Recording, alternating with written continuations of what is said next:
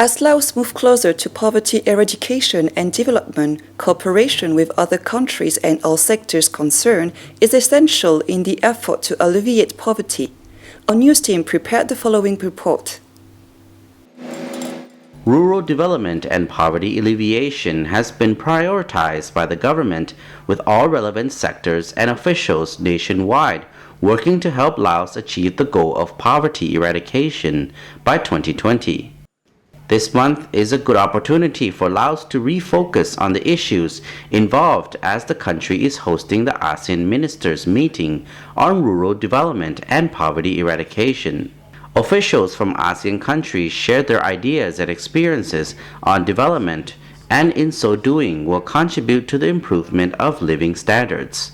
This considered a spur for Laos' poverty reduction strategy, which aims to achieve fundamental poverty reduction and see the nation graduate from least developed country status.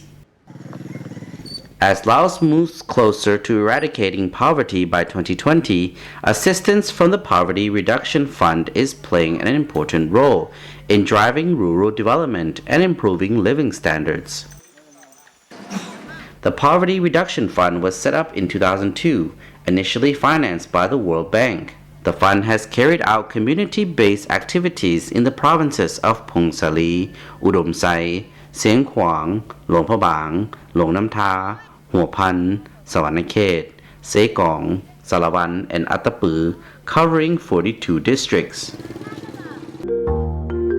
The objective of the fund is to help villagers to develop community infrastructure and gain improved access to services, build capacity, and empower villagers in poor districts to plan, manage, and implement their own public investments in a decentralized and transparent manner, and strengthen local institutions to support participatory decision-making and conflict resolution processes at the village and district level. This involves a broad range of villagers, including women, the disadvantaged, and ethnic groups.